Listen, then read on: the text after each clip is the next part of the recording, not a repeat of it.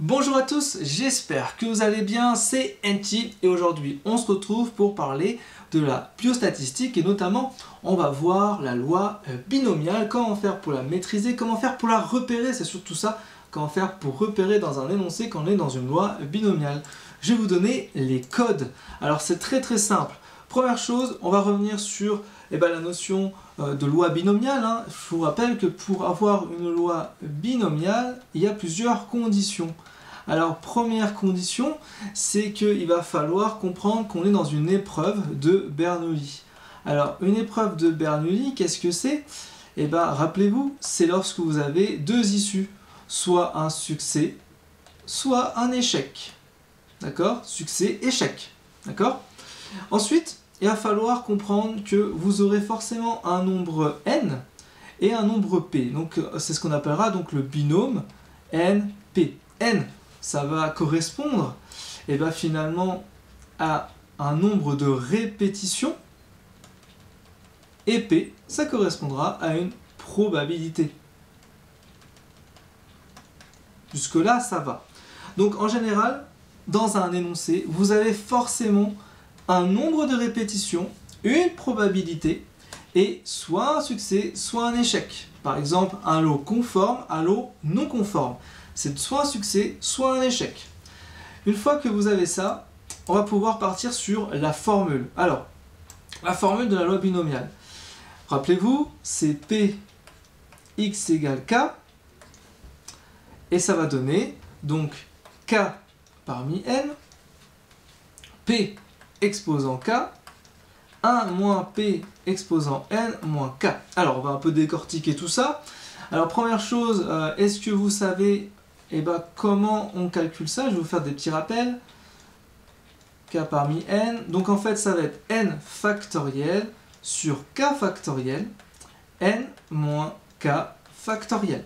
D'accord? C'est hyper important de comprendre ça. Vous devez faire ça. Alors, qu'est-ce que ça veut dire ça? Pour ceux qui ne savent pas, je vais vous faire un petit rappel. N factoriel, c'est lorsqu'on va découler vers l'arrière, c'est-à-dire n fois n-1 fois n-2, etc., etc. Ensuite, k fois k-1 fois k-2, etc., etc.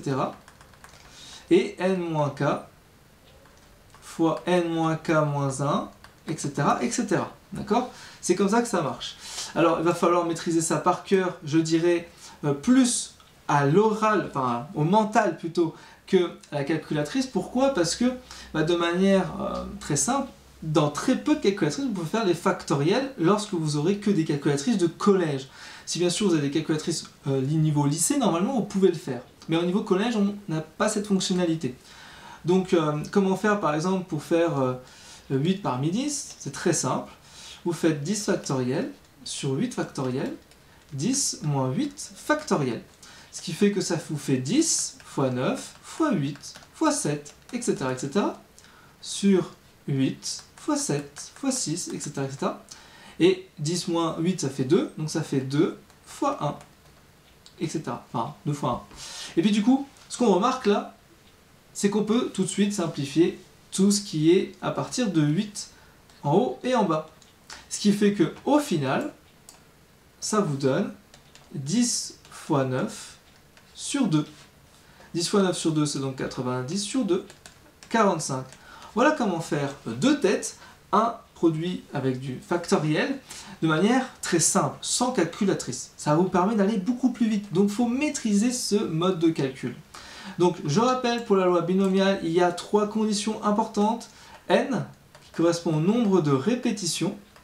D'accord? Vous devez avoir, par exemple, dans un lot de 50, voilà, hop, ou alors on a fait 50 fois la même chose, vous devez avoir un P, vous devez forcément avoir une probabilité, ok? Une probabilité, ça c'est hyper important, et vous devez avoir deux issues, soit échec, soit succès, d'accord? Calculer par exemple la probabilité que le lot soit conforme, ce sera la probabilité des succès, d'accord? Et voilà, c'est les conditions pour pouvoir utiliser la loi binomiale. J'espère qu'à travers cette vidéo, j'ai pu t'apporter des éléments de réponse. Alors bien sûr, si tu veux aller beaucoup plus loin, pouvoir avoir des exercices complets, des fiches de cours, des cartes mentales, et même avoir des exercices avec de la correction vraiment détaillée en vidéo cours aussi, je t'encourage à suivre ma formation qui est en description de cette vidéo. J'en ai fini avec cette vidéo, j'espère que tu as bien compris la loi binomiale. Exerce-toi, c'est hyper important. Et je te retrouve pour une prochaine vidéo. À très vite, ciao ciao.